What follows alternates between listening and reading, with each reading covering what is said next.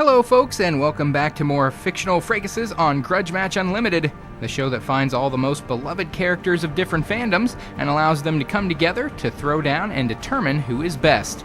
Today, the impossible question will be answered when Grudge Match tackles possibly the most difficult fight of all time, when two seemingly undefeatable characters will be colliding. From Marvel Comics, it's that whirlwind of claws and tail who curb stomps absolutely anyone to cross her, the unbeatable Squirrel Girl, and from Japanese manga and anime, and the mind of the author known as One, the most powerful superhero to ever live, it's One Punch Man. And both of these characters are created with intentional humor, both seeming to be relatively low in power on first glance, but then having a undeniable record of being able to defeat absolutely anyone they come up against, all the while seemingly have very little to no explanation as to how they come by their power, how their powers operate, just the fact being the fact that they beat anyone they go up against. So let's take a look at them individually and start off with Squirrel Girl from Marvel Comics, first created in 1991. Her real name is Doreen Green. It was originally thought that she was a mutant, but she has more recently discovered that she is not actually a mutant. She is what's known as a mutate. For some unknown reason, early on in her life, her DNA altered, and she gained the proportional strength, speed, agility of a squirrel, as well as having small claws on her hands and a prehensile tail, and also having the ability to communicate with squirrels. So, relatively laughable powers when you really think about it, but she has also the uncanny ability to defeat anyone she ever goes up against, and she displayed this her very first time out as a solo hero when she was trying to impress Iron Man and be taken under his wing as his sidekick. They were attacked by Dr. Doom, and she managed to single-handedly defeat Dr. Doom. Over the years, she's also defeated some major powerhouses of the Marvel Universe, not the least of which have included Ego the Living Planet, Fin Fang Foom, Thanos himself, and she has sort of a long-running friendly rivalry with Deadpool and even Wolverine, and she manages to fight them and defeat them with relative ease.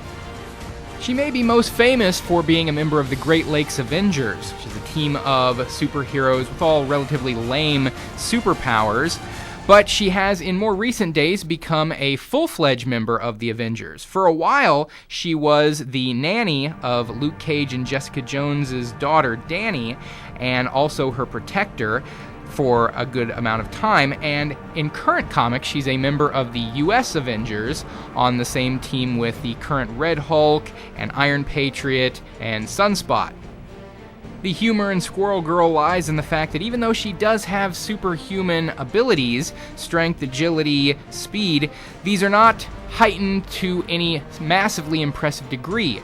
Of the people she goes up against and defeats are much more powerful than she is. But she does manage to defeat them in a variety of ways that rely mostly on her ingenuity and resourcefulness. She several times used her ability to communicate with squirrels to have massive swarms of squirrels attack her opponent, and that throws them off balance, or because of the fact that she does seem like such a silly character and a silly hero, she's constantly underestimated by her opponents, which allows her to gain a measure of the upper hand against them.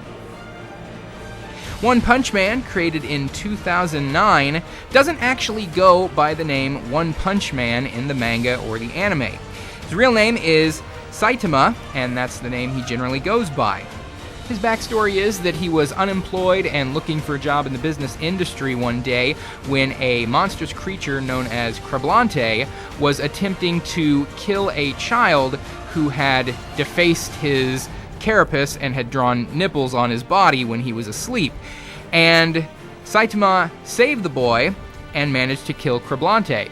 And he decided to become a superhero and decided to start training his body so that he could more easily fight and defeat villainous characters and monsters. Now, his daily routine that he engaged in for a period of 3 years was relatively small in its intensity. He did 100 sit-ups a day, 100 push-ups a day, 100 squats, and a 10K run every day, and he also made sure that he never used heating in the winter or air conditioning in the summer. And the other characters in the series who he tells this to remark to him that that's just basic strength training. It should in no way allow him to do the amazing things that he's able to do throughout the One Punch Man series. And that includes massively enhanced strength, speed, invulnerability to any kind of damage, and strength to the point where he is known to be able to absolutely decimate any opponent with one single punch. Regardless of how strong they are, regardless of how huge or powerful they are, one punch is all it ever takes to defeat the most powerful of opponents. And that great strength is coupled with equally great invulnerability. Oftentimes, Saitama will allow his opponents to levy any attacks against him they wish before he responds with his own. And so the most powerful opponents will try to unleash devastating attacks which are capable of obliterating buildings, capable of decimating entire sections of the city, and he manages to absorb all of these attacks with absolutely no pain, discomfort, or seeming any problem whatsoever. And because of his massive level of power and his relative ease with defeating any opponent, Saitama has become very disaffected and disconnected from the rest of humanity. He's always searching for an opponent who will be able to provide him an actual challenge, and he's absolutely never able to find one. Throughout the entire series up to this point, no one has ever even really served as a challenge to him, and anytime any opponent has lasted more than a single second, it's largely because Saitama allows them to, just to humor them. So after having looked at the backstories and the abilities of these two characters, it's time to answer that most difficult of questions of what would happen if these two were to ever collide in one-on-one competition. Winner's going to be One Punch Man. How could we possibly come to a conclusion about these two characters when the main aspect of these two characters is that they defeat anyone they fight? Well, you have to look at it from a logical standpoint, even though these are two relatively illogical, humor-based characters. When it comes to how Squirrel Girl traditionally wins her fights against much more powerful opponents, it oftentimes comes down to not actually defeating them to the point of knocking them out or killing them or winning a fight in a traditional KO kind of a sense. A lot of times she just manages to distract them, she manages to overwhelm them by calling on her squirrel friends to swarm on top of them, and then foiling their plans. No one she has ever fought has ever died from fighting her. And some of the more powerful characters she has wins against, like Dr. Doom, Abomination, or Thanos, who she swarmed with her squirrel friends, they could probably be said to be more annoyed or inconvenienced by her rather than full-on defeated. This certainly isn't the case with One Punch Man, who, when he defeats his opponents, he really defeats his opponents. He either kills them, destroys them entirely, or if he holds back enough, he can refrain from killing them, but will certainly knock them out cold.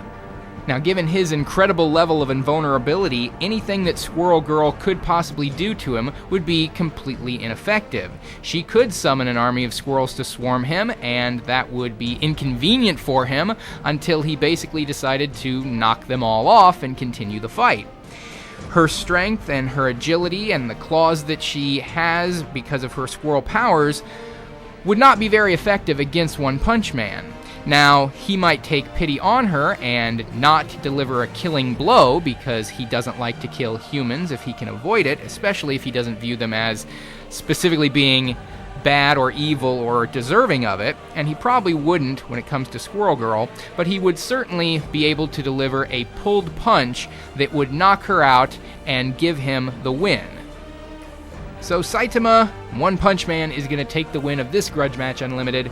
Message me down below, let me know what you think of the outcome of this fight, and as always, any suggestions for future Grudge matches. We'll see you next time on the next edition of Grudge Match Unlimited.